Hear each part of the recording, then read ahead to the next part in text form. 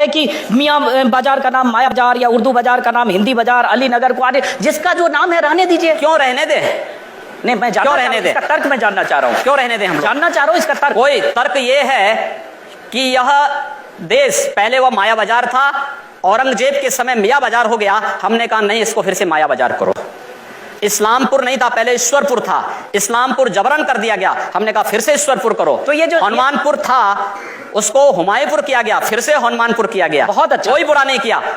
अगर किसी विदेशी आक्रांता के द्वारा किसी विदेशी आक्रांता के द्वारा किसी कालखंड में कुछ ऐसा कार्य किया गया है, उसको बदला जाना चाहिए। यह देश की सांस्कृतिक आजादी की लड़ाई भी है। सही बात है। तो आप ताजमहल का नाम राम महल कर सकते हैं। क्यों नहीं करेंगे?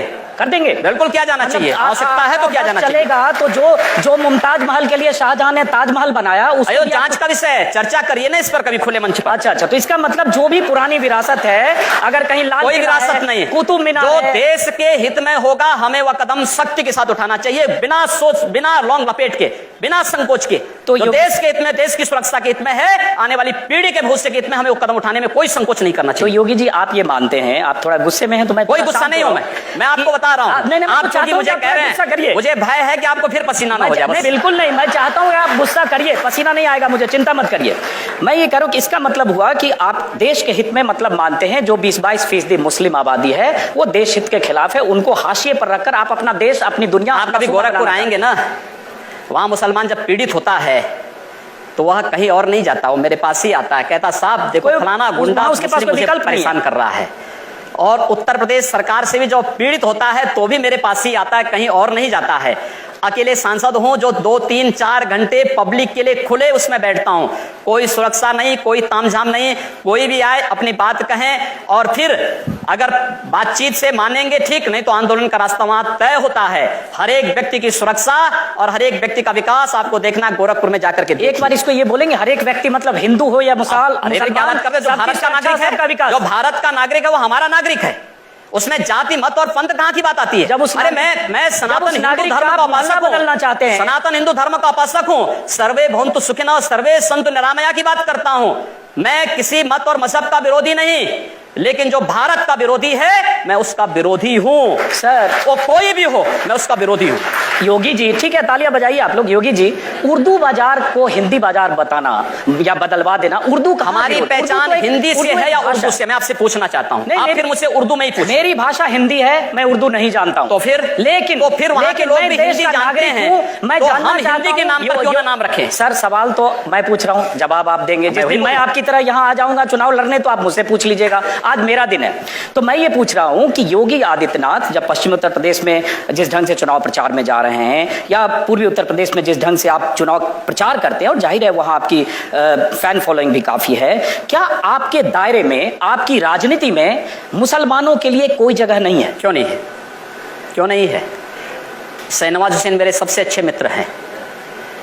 अब डॉक्टर एपीजे अब्दुल कलाम को जब माननीय अटल बिहारी वाजपेयी जी ने राष्ट्रपति के लिए खड़ा किया था, सबसे पहला सांसद था जिन्होंने समर्थन किया था। भारत का मुसलमान डॉक्टर एपीजे अब्दुल कलाम बने, शाहनवाज हुसैन जैसा बने, पहला व्यक्ति रहूंगा जो समर्थन करेगा। लेकिन अगर यहां पर कोई ओसामा बिन लादेन को और औरंगजेब जैसे दुर्दांत लोगों को अपना आइकॉन मान करके भारत के अंदर पाकिस्तान का झंडा लहराएगा, तो फिर उनके उन विषैले फनों को सख्ती के साथ कुचलने के लिए भी सबसे पहले योगी आदित्यनाथ। यकीनन अगर भारत में कोई पाकिस्तान का झंडा लहराने की घटनाएं हुई हैं, करेगा, लेकिन होना चाहिए। लेकिन ये कहकर आप पूरी आबादी को ये नहीं, पूरी आबादी की बात नहीं की भारत में पाकिस्तान का पूरी आबादी की बात नहीं। एक बार हम सवाल लेते हैं। हाँ, आप जिन हिंदू हितों की बात कर रहे हैं उनमें से बहुत से हिंदुओं को, जैसे मैं भी हिंदू हूँ, बहुत से हिंदुओं को लगता है कि राम मंदिर की याद आप लोगों को सिर्फ चुनाव के वक्त आती है। तो क्या आपके लिए राम मंदिर का मुद्दा सिर्फ चुनाव लड़ने का एक जरिया है, मुद्दा है, या इसके बारे में आप लोग अभी कुछ करेंगे? नहीं, हम लोग करेंगे। मैं कल ही रायपुर में राम मंदिर का उद्घाटन करके आया हूँ। भगवान राम का ननिहाल है, और भगवान राम के ननिहाल में राम मंदिर का निर्माण हो चुका है। और ज्योतिषीय जो गणना है वो ये बताती है कि भगवान राम के ननिहाल में मंदिर का निर्माण अयोध्या में राम मंदिर के निर्माण का मार्ग प्रशस्त करेगा। लेकिन योगी जी जो उन्होंने सवाल बताएंगे, लेकिन तारीख नहीं बताएंगे। मंदिर भी बनेगा और समय आने पर तारीख भी बताएंगे। लेकिन योगी जी ये जो सही कहा, उन्होंने सवाल पूछा कि राम मंदिर की बात चुनाव के ठीक पहले होने लगती है। जैसे ही अभी चुनाव की तारीखों का ऐलान हुआ, केशव मौर्य जो प्रदेश अध्यक्ष हैं उनकी तरफ से आ गया कि उत्तर प्रदेश में बहुमत की सरकार दो तो राम मंदिर बनाएंगे। जैसे बहुमत की सरकार मिलके सब 2/3 विधायक जाकर वहां सीधे मंदिर बना देंगे। जब आपकी केंद्र में बहुमत की सरकार है, जब बड़े नेता बात करते हैं तो कानून तय करेगा, लेकिन जब चुनाव आता है तो आप हो या केशव मौर्य फिर राम मंदिर के तो धैर्य रखिए। मैं समझता हूं राज्य सरकार की बड़ी भूमिका है। 1986 में जब अयोध्या में राम जन्मभूमि का ताला खुला था तो कोर्ट ने राज्य सरकार से पूछा था कि लॉ एंड ऑर्डर को आप बनाए पाएंगे। राज्य सरकार ने लिख के दिया। मैं श्रद्धांजलि दूंगा स्वर्गीय वीर बहादुर सिंह जी को, जिन्होंने उस समय राम मंदिर के इश्यू को लेकर के, और स्वर्गीय प्रधानमंत्री श्री राजीव गांधी जी को, जिन्होंने 89 में अयोध्या से कांग्रेस के चुनाव प्रचार का शुभारंभ किया था।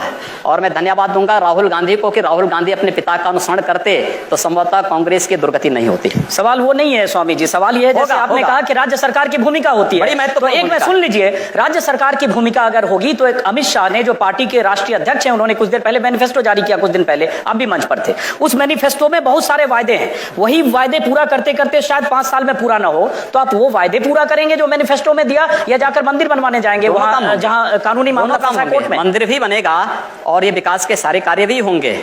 हमारा विकास कार्य जाति, मत और मजहब से ऊपर उठ करके होगा, सबके लिए होगा, सबका साथ और सबके विकास की बात होगी। जब आप बोलते हैं ना योगी जी कि जात मजहब इन सब से ऊपर उठ के होगा, तो बहुत दिलचस्प लगता है, क्योंकि जब फिर आपके बयान पढ़ने लगते हैं तो लगता है जो आप बोल रहे हैं और